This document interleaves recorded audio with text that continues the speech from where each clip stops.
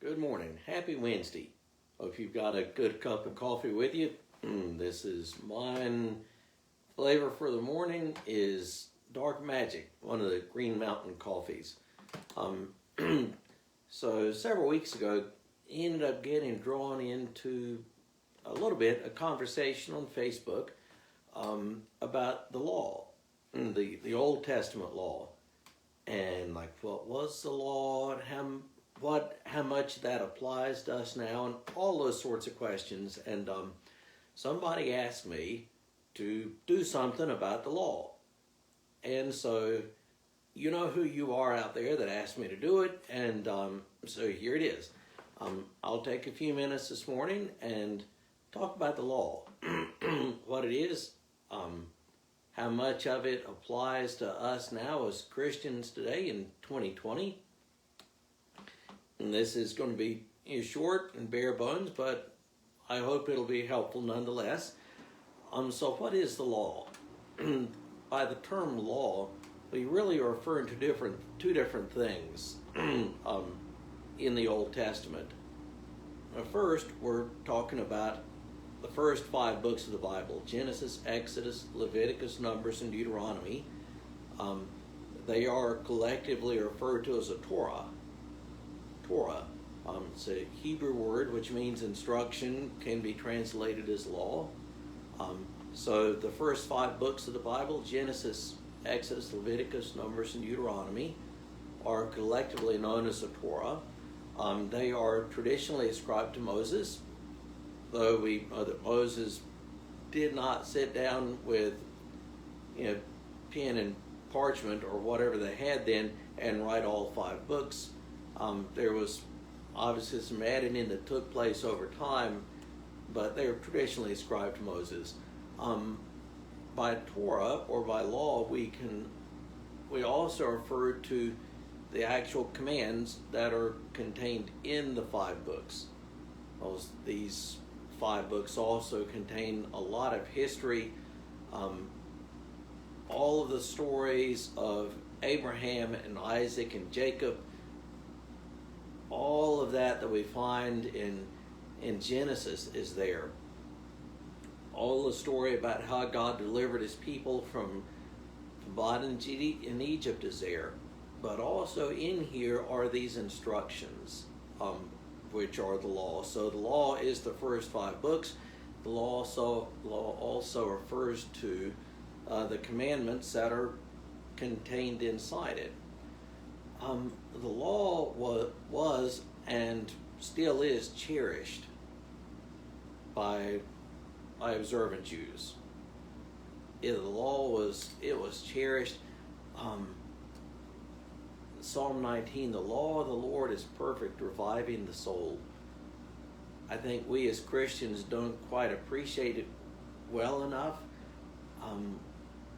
Too often I think we think law and we think merely it is a system of a set of boxes that had to be checked in order for God to love you, or for you to be justified or whatever.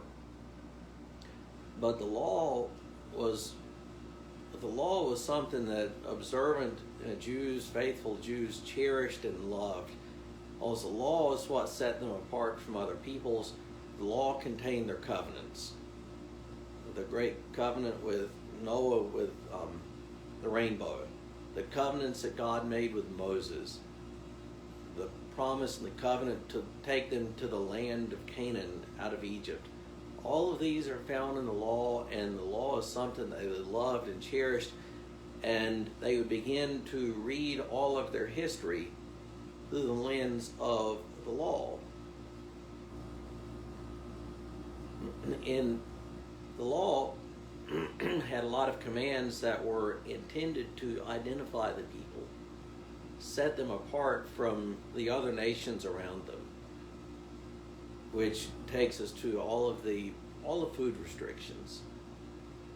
About not eating shellfish and not eating pork, not eating the blood of any animal, and all of those sorts of things.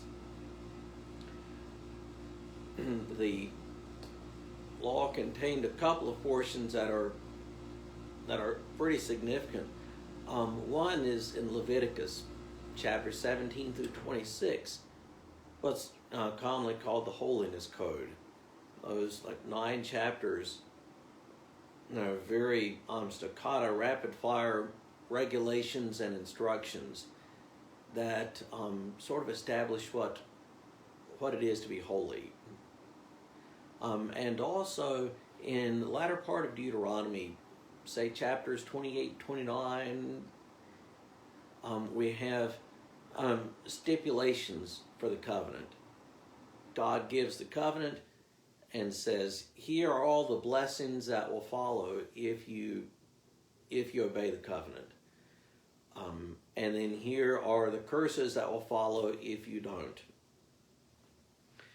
And of course, the law contains all the regulations for their sacrificial system. So of this law, all of these instructions, and I think that there are supposed to be 600 in some of them, how are they all the same? How much of them apply to us today as Christians? So the law has always been, or is normally divided into 3 different parts. The commands, the regulations are normally divided into 3 different parts. There's the civil law, the ceremonial or cultic law, and the moral law.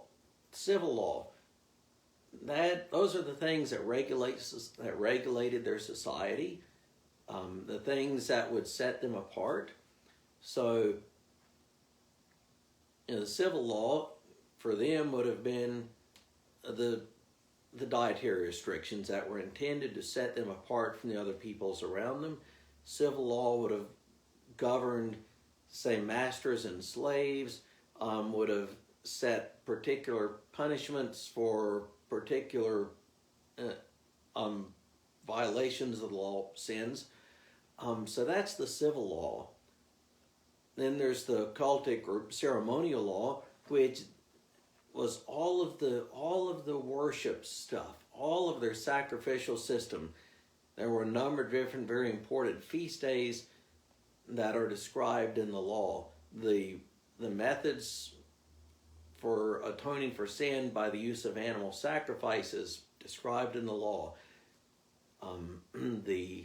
The furnishings for the tabernacle that they built in the wilderness. All of these are part of the ceremonial law. And then there's what is called the moral law, which would include the 10 Commandments that we should be hopefully familiar with.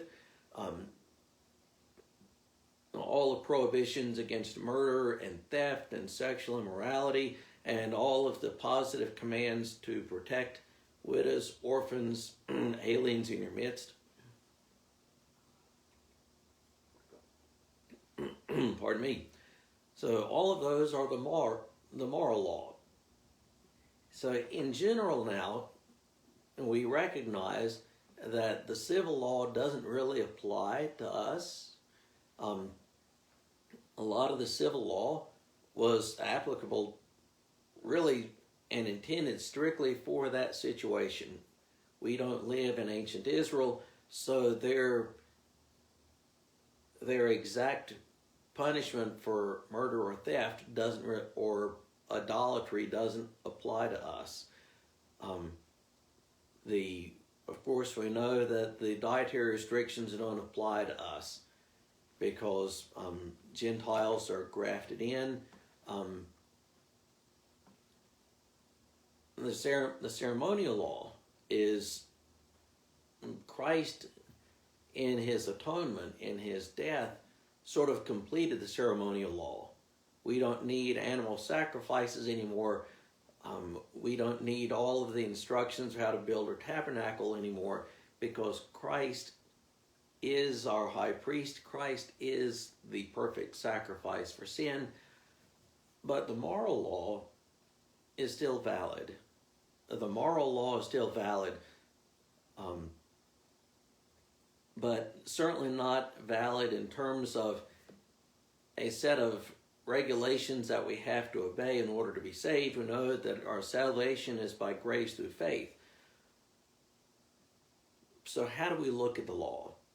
Well, we can borrow from our cousins in the Reformed branch of the faith. So Reformed branch of the faith would be John Calvin and his theological ancestors, including the various branches of the Presbyterian Church. Calvin recognized three uses of the law. The first, that it showed God's righteousness and also human sin. And Calvin didn't originate this. He found it just looking back at other Christian writers of history. Now, the first use of the law is that it highlights God's righteousness and human sin. The second use for the law is to restrain sin. The law could not eliminate sin. The law could not clean up the human heart.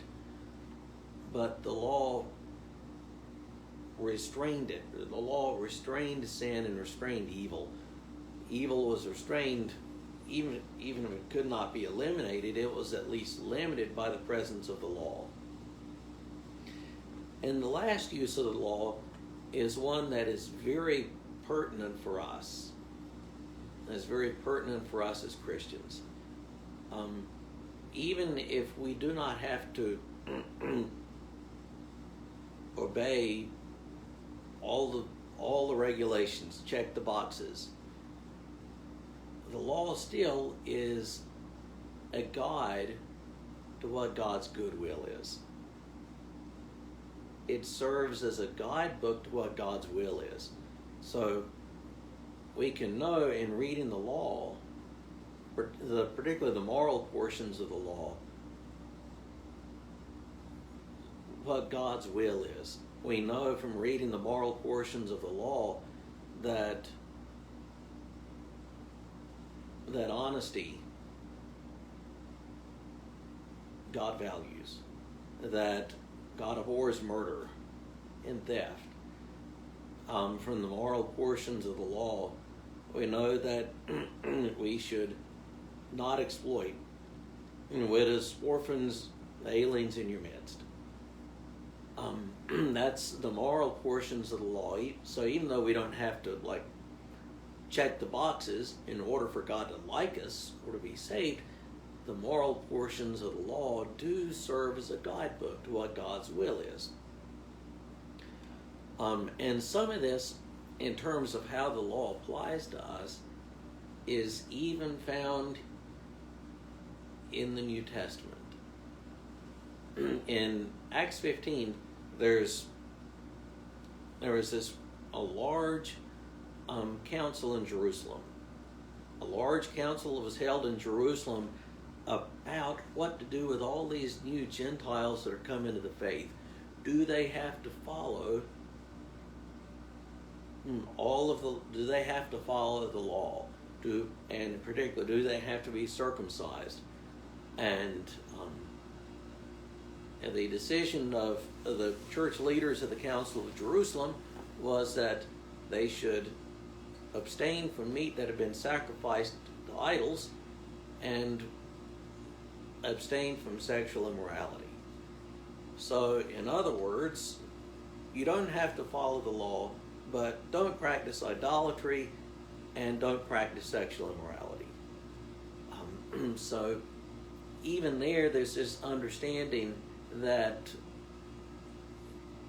portions of the law we should respect.